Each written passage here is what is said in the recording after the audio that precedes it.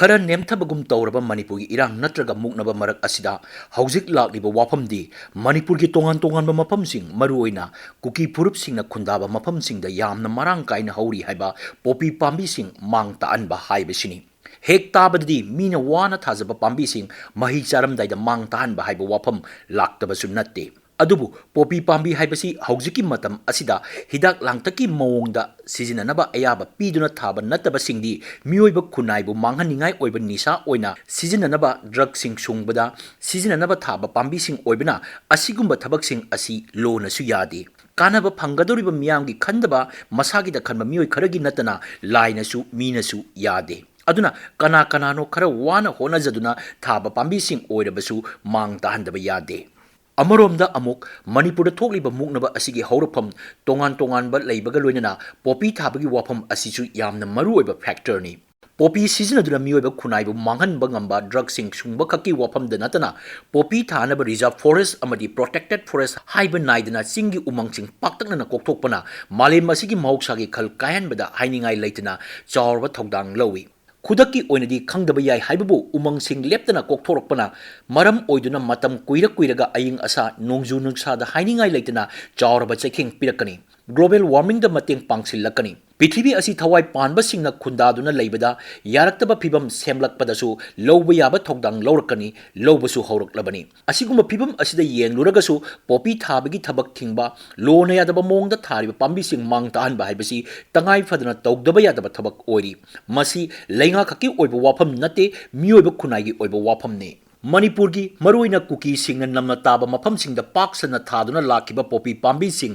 मांग ताहनबगी थबक सिंग मणिपुर लैरिबा बीजेपी न लुचिंगबा गवर्नमेंट ना कैंपेन अमगा लोइना अकन ममोंग द थबक लौखत लकी हाइबसी मियाम न लोइना खंगरबा वाफमनी हाना सिक्योरिटी फोर्स सिंग चंगचंगदुना यांथतुना कंथतुना मांग ताहनबगी मथकता पोपी थारिबा मफम सिंग की मियामगा भाप तामिनदुना district administration forest department state अमसुंग सेंट्रल सिक्योरिटी एजेंसी सिंग अमदी मियाम न पुन्ना मांग ताहनबगी थबकसिंग चथदुना लाखी खुनसिंग चिपसिंग अमदी तोंगान तोंगानबा लुपसिंगना मखोय मखोयगी लमसिंग पोपी थारोय हाइबगी थाजबसिंग पिनदुना अकनबा कैंपेन चथदुना फना यामना मांग ताहनकी हौजिक लागिबा वाफमदी फना खन्ना होनदुना भाप तामिनरगा थबक लौखलबसु भाप तारबसु ताररोय मियोइबा खुनाइदा अमांगबा ओइगनी हाइबा खंगलबसु मसागी खुदोंचाबा अमदी कानबा फंगलगा लोइरे हाना खनबा मी मयाम अमा यावदुना थाबा याबा थागनी लोकपा याबा लोकनी सेन तानबा याबा तानगनी मदुदा लोना याबा यादबा खंगे हाइबा मओंगदा थबक तौरकपा असिनी अदुगुंबा अरानबा थबकसिंग अदुदा तोंगसिनदुना मयाम अमसु यावरक्तुना पोपीगी मायक्ता थबक तौरकपा सिंगबु येगनबा ओइना लौदुना सिंगलगलिबा सिंगबु हाटकनी तुपकनी हाइबगी मओंगदा थबक तौरकपा असिनी लुरिबसी लुई हाइदुना थेंगनदबा यादबदी नत्ते मियोइबा खुनाइबु ड्रगकी इपाक्तगी कंदबा यादे महौसागी खल काइथरलबसु का हेना सोक्थदनबा होनदबा यादे लुरगलिबा वाफम अमदी फना यामना मांग ताहलबसु मणिपुर की कुकी सिंगना खुंदाबा मफम सिंगदा हौजिकसु पाक्सना हौरिबा पोपी पांबी सिंग असि करमना मांगनगदगे हाइबो असिनी मालेमगी मियोइबा खुनाइ कन्नबा थबक असि तौदबदी यादबनी हाइना मतमदी यामना हौजिनख्रे इंडियन एयर फोर्स की हेलीकॉप्टर सिजनदुना हिदाक साइदुना पोपी पांबी सिंग मांगनगनी हाइबो वाफम ngangnarappa कुइरे थबक असि पाइककनी हाइबगी थाजबा मरी लेनबा इंडिया गवर्नमेंट की डिफेंस मिनिस्टर ना थाजबा पीरे हाइबदा नतना अयाबा पीरे ऑर्डर फावबा थोकरे हाइना ngangnarappa फना कुइसिलक्ले गवर्नमेंट की माइकैदैसु सर्वे चतरी अतुबा मतम थबक हौरगनी हाइकिबा फावबा लैरे अदुबो थबक ओइनिदि उबा फंगद्रे मसिनी लुरकलिबसि मणिपुर थोकलिबा मुंगनबा असिदा मपानदगी चंगचिलकबा इलीगल माइग्रेंट्स की वाफम नार्को टेररिज्म की वाफम मपान की शक्ति लेबा फोर्सिंग मपान की टेररिस्ट ग्रुप सिंग लौतुनदुना लेबाक असिगी मायोक्ता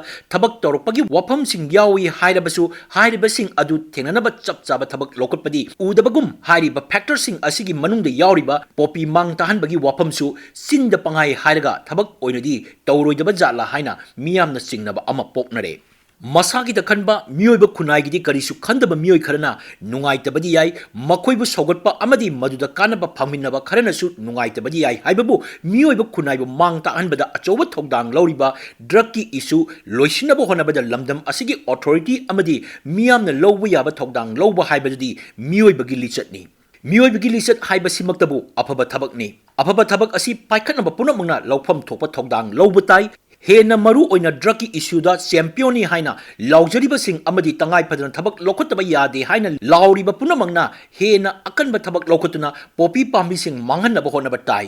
ꯁꯦꯟꯇꯔꯒꯤ ꯃꯔꯤ ꯂꯩꯅꯕꯁꯤꯡꯅ ꯆꯤꯟꯅ ꯄꯪꯉꯥꯏ ꯍꯥꯏꯕꯗ ꯊꯥꯖꯕꯒꯤ ꯃꯍꯨꯠꯇ ꯊꯕꯛ ꯑꯣꯏꯅ ꯂꯧꯈꯠꯂꯛꯅꯕ ꯇꯛꯁꯤꯟꯕ ꯇꯥꯏ